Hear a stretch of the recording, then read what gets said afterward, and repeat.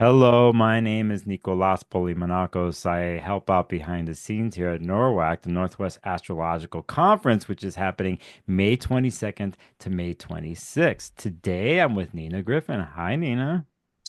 Hi, Nicholas. How are you? I'm great. I'm doing what I do best, talking.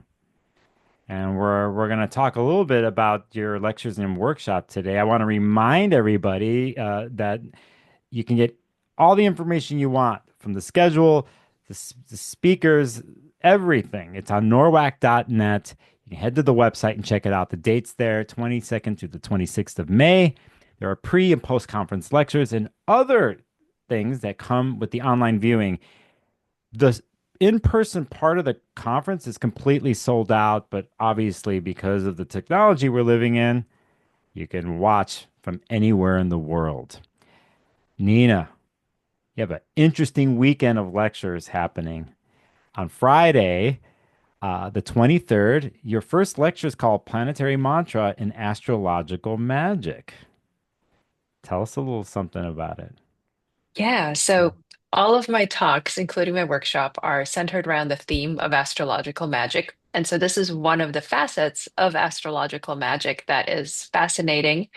As you can tell from the title, mantra comes from literally Sanskrit and Vedic practices of India, and where the use of planetary names or planetary mantras to be chanted is utilized as a means of propitiating planets and to making them more favorable and more amenable, particularly planets that we may expect to be problematic or that we simply want to bring more of their energies into our lives.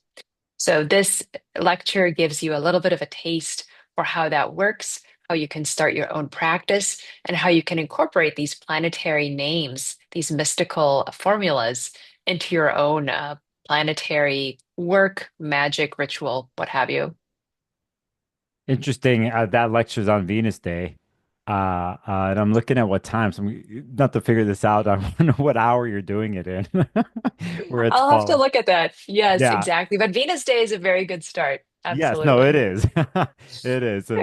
And as we get to Sunday of the conference, you will do your second lecture of the weekend. It is called The Malefic Planets in Astrological Magic. Oh, this is very important here, this one. So. Yes, yes. So the malefic planets are, this is not giving away the story here, are Mars and Saturn primarily. We'll talk a little bit about other points in the chart that could be malefic, but that's kind of the main focus. And this is a very frequent question that I get from students when I do teach astrological magic or when I give talks. How do we use Mars and Saturn? Because obviously everybody knows, you have to handle them a little bit more gently than you do the benefic planets, than Venus and Jupiter, right? So this is a talk about, we touch on some philosophical concepts like the nature of evil and what these malefic planets can do for us, and also what we do as magicians and how we can work with them in a constructive way and what unique gifts they can bring to us, hopefully in ways that are maybe a little bit safer, but also what does it mean when we want to or need to take more risks in our ritual or magical practices? Yes, it's always interesting with Mars and Saturn in anything. As astrologers, for people watching because of the connotations and, and the stories that come along, and someone sees a particular transit coming along, and then it's like, oh, it's Saturn, oh no, and it's interesting. I'm the type of person who runs towards Mars and Saturnian situations, but that's with a little bit of information and experience in my own life. And then I think something that what you're talking about here, that for those who might not know or are a little tentative, right? To understand the connotations involved. You even wrote here, it's like in the first line, astrologers and astrological magicians often hesitate to work with malefic planets. So this should be very interesting. And I also think because the day before we will have Saturn ingress into Aries here with less than 24 hours. And then, yeah, this happens. So again, for those who are interested and courageous, you can go to norwac.net and you can get all the information that you want. You could take a look at the speaker bios and all the lectures that are going to be involved. We also too, let's say if you do decide to purchase the weekend and check things out, you have 2 weeks till after the conference is over to watch all the lectures. I'm also going to be popping in and out online, and we have an open room for those who are attending to just hang out in virtually. Saturday night, Samantha, another astrologer, is like hosting this virtual ascendant party, costume party, which should be interesting. And then Thursday before, we'll have an open room just for people to come out before the conference. That, along with Q&As that every speaker is involved in, these Q&As happen in between the lectures. Nina, you're going to be in a Q&A that's happening on Saturday at 12 p.m. And it just so happens, I'll read who else is in the Q&A with you.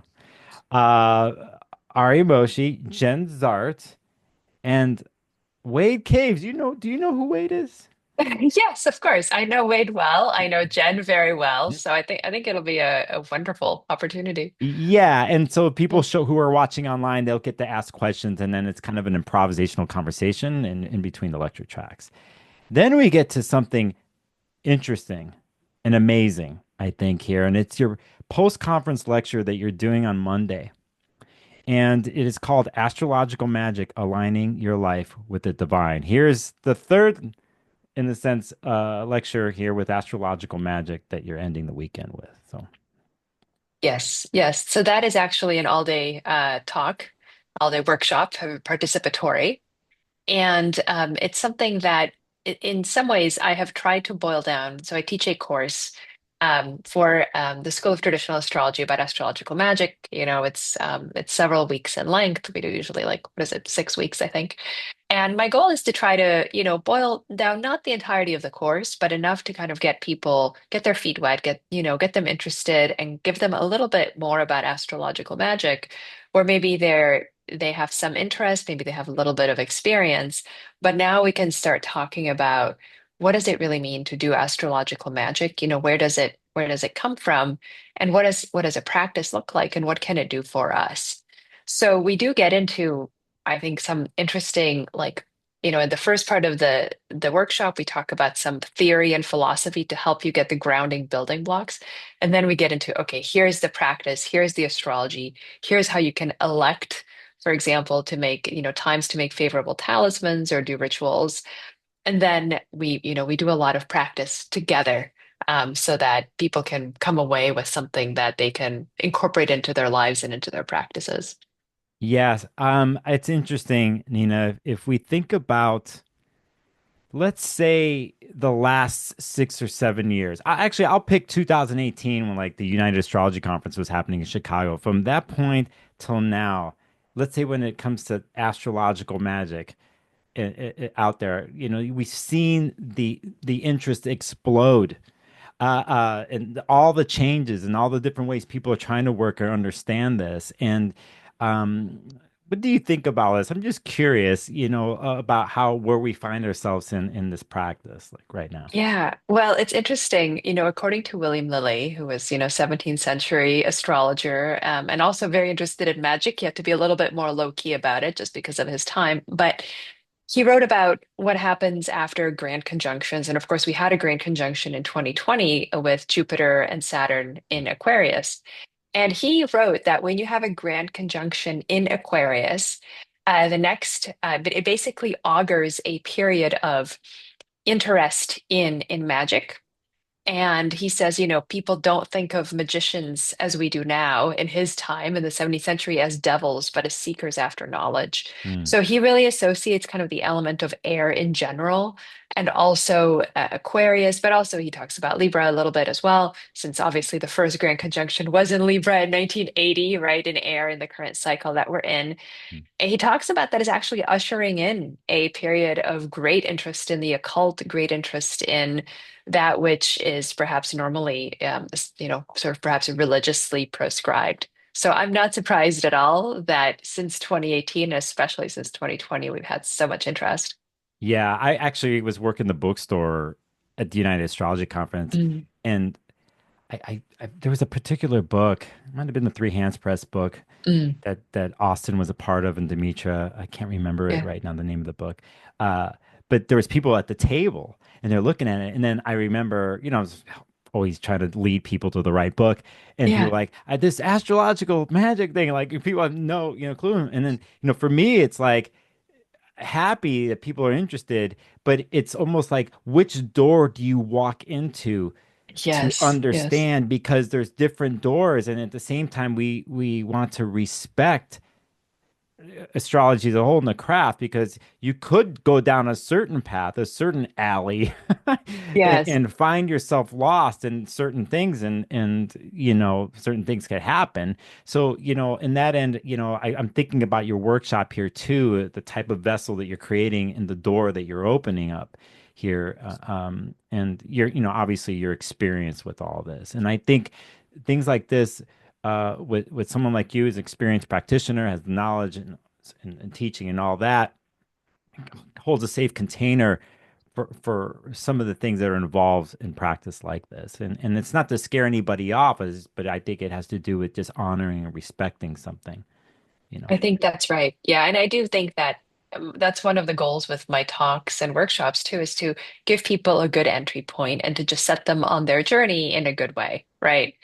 And I think how you start makes such a difference with how you go on, right? It really Mhm. can inform what kind of journey you're having, just as you're saying, right? And so the sense of weighty responsibility that you may feel, okay, do I lead people to this book or that book, or where do I send people, right? Because you could be influencing literally the rest of their life. And if you believe in reincarnation, perhaps many lives beyond. The responsibility is great.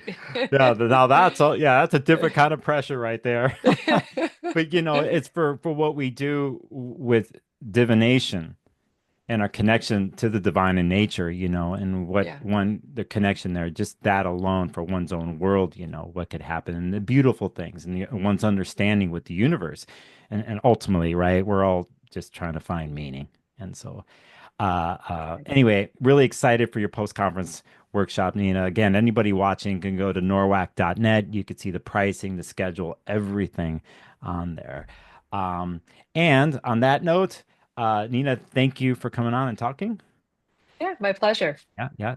And for those watching here at the end of the video, you're going to see something pop up in the middle. You can watch the rest of the video interviews with other speakers for the NORWAC conference. See you later.